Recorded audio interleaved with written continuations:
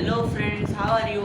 Welcome to your Learn in this learning platform. I am here to explain you the Kabir Das Zoha.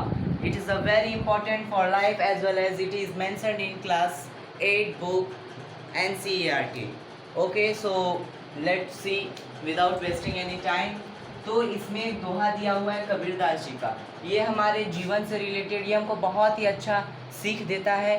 तो इसमें क्या लिखा हुआ है, सबसे पहले इसका क्या लय है गाने का वो सीखते हैं। ये दोहा में क्या होते हैं कि इसको किस तरह से गाया जाता है। अगर हम गा करके इसको समझते हैं, पढ़ते हैं तो हमें बहुत आनंद मिलता है। तो चलिए समझते हैं इसको कि किस प्रकार से इसको पढ़ा जाए।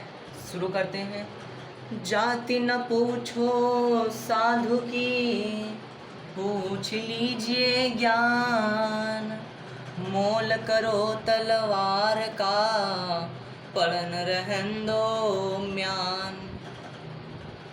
जाति तो इस तरह से पढ़ा जाता है। जाति का अर्थ क्या हुआ? तो जाति हम सब जानते हैं, बौद्ध धर्म ये सब, मतलब जितने भी जाति हैं, हिंदू मुस्लिम सिख ईसाई, ये जाति। जाति ना पूछो साधु की। साधु का यहाँ पर अर्थ हुआ सज्जन व्यक्ति। साधु का अर्थ क्या हुआ? सज्जन व्यक्ति। सज्जन व्यक्ति, तो ये अर्थ हुआ साधु का। पूछ लीजिए ज्ञान। अभी मैं वर्ड मीनिंग बता रहा हूँ, फिर इसका भावार्थ बताऊंगा। मोल, मोल का अर्थ होता है मूल्य। क्या होता है? मूल्य, कॉस्ट जिसको हम कहते हैं। और मोल करो तलवार का, तलवार यानी आपको पता ही है। पड़ा रहन दो म्यान। म्यान का अर्थ क्या हुआ? म्यान का अर्थ हुआ कवर, जिसमें कि हम तलवार को रखते हैं। ये इसका अर्थ हुआ म्यान, जिसमें कि हम तलवार को रखते हैं। आपने राजाओं महाराजाओं के देखा होगा कि वो म्यान में रखते हैं तलवार को।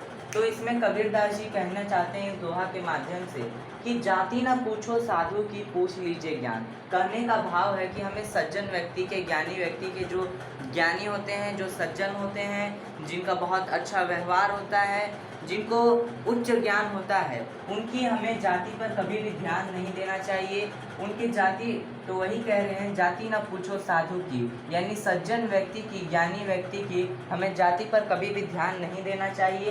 पूछ लीजिए ज्ञान, बल्कि उनसे हमें ज्ञान अर्जित करना चाहिए। ज्ञान उनसे हमें सीख लेना चाहिए। उनसे उनका क्या मोल है, जीवन का क्या उनका मूल्य आधार है, जिस प्रकार से वो इस मुकाम तक पहुँचे हैं, उस पर हमें ध्यान देना चाहिए। उससे ज्ञान अर्जित करना चाहिए।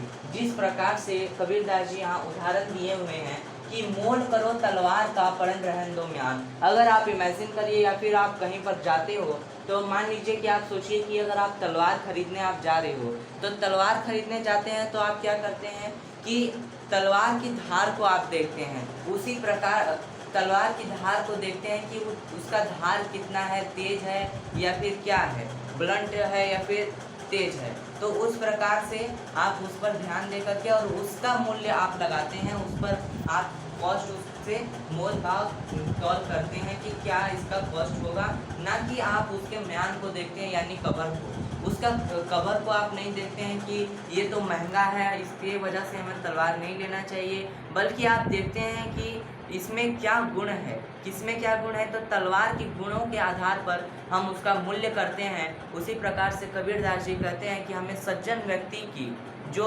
सम्मान होता है, आदर होता है, वो उनके जाति के आधार पर ना दे करके, बल्कि उन्हें उनके गुणों के आधार पर देना चाहिए। तो ये हमारे जीवन के लिए बहुत ही अच्छा है, और आशा करता हूँ कि आपको ये बहुत अच्छा से क्रिस्टल क्लियर हो गया होगा। तो thank you all, please subscribe the channel. We will meet in this on next upcoming videos. So thank you.